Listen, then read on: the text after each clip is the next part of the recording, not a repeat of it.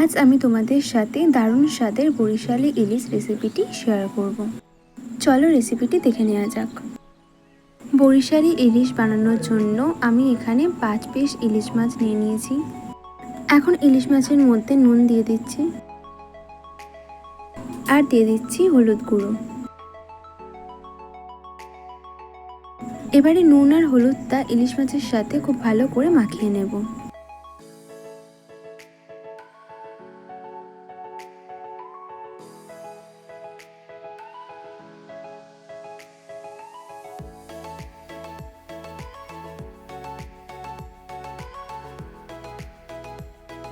এরপর মিক্সারের মধ্যে দিয়ে দিচ্ছি 1 চামচ সর্ষে, এরপর বড় চামচের 2 চামচ পোস্ত দিয়ে দিচ্ছি আর দিয়ে দিলাম 5টা কাঁচা লঙ্কা। এবার এগুলো সব একসাথে পেস্ট করে নেব। দেখো এগুলোর পেস্ট হয়ে গেছে। এখন এর মধ্যে সামান্য একটু জল দিয়ে আবারও পেস্ট করে নেব। দেখো সর্ষে, পোস্ত আর কাঁচা লঙ্কার পেস্টটা রেডি হয়ে গেছে। এরপর কড়াইতে কিছুটা পরিমাণ সরষের তেল দিয়ে দিচ্ছি। তেলটা গরম হয়ে গেছে। এখন নুন আর হলুদ মাখানো ইলিশ মাছগুলো তেলের মধ্যে ছেড়ে দিচ্ছি।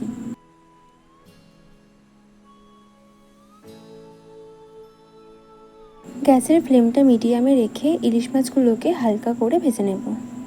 আর ইলিশ মাছগুলো কিন্তু খুব কড়া করে ভাজলে চলবে না, মাছগুলোকে হালকা করে ভেজে নিতে হবে। 1 মিনিট ধরে আমি মাছগুলোর এক পিঠ ভেজে নিয়েছি। এখন মাছগুলোকে উল্টে দিচ্ছি। মাছের উল্টো পিঠগুলোকেও এবারে ভেজে নেব।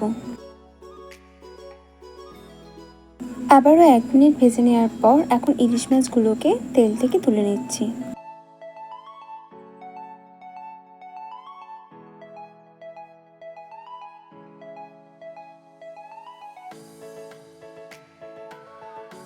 এবারে ওই তেলের মধ্যে 1 চামচ কালো জিরে দিয়ে দিলাম আর দিয়ে দিলাম 2টো শুকনো লঙ্কা। এরপর সর্ষে, পোস্ত আর কাঁচা লঙ্কার যে পেস্টটা তৈরি করে রেখেছিলাম সেটা দিয়ে দিচ্ছি। এবারে এগুলোকে কিছুক্ষণ ধরে ভালো করে মিশিয়ে নেব।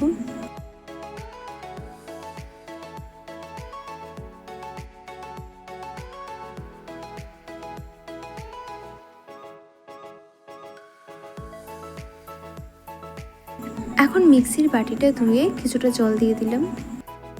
আবারও একটু নাড়াচাড়া করে নেব।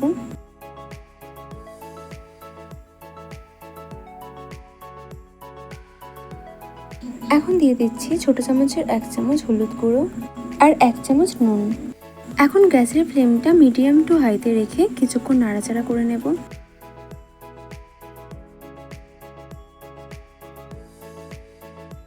এখন আমি 3-4 চামচ মতো টক দই দিয়ে দিলাম। টক দইটা দেওয়ার পর আবারও খুব ভালো করে মিশিয়ে নিতে হবে।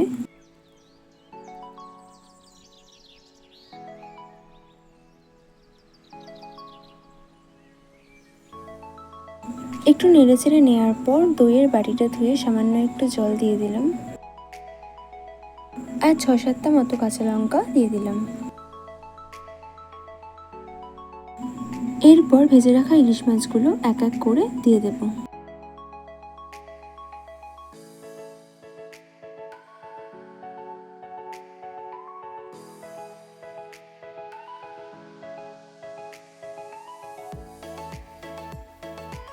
এবারে গ্যাসের ফ্লেমটা লোতে রেখে ঢাকা দিয়ে রাখবো। 20 মিনিট পর আমি ঢাকনাটা খুলে নিলাম। তরকারিটা ফুটে এসেছে। এবার মাছগুলোকে একবার এপিট ওপিট করে নিয়ে তারপর নামিয়ে নেব।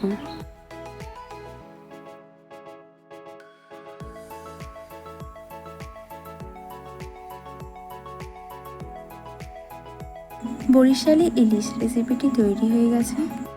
এই রেসিপিটি তোমাদের ভালো লাগলে ভিডিওতে একটা লাইক, কমেন্ট আর আমার ইউটিউব চ্যানেলটি সাবস্ক্রাইব অবশ্যই করে দিও।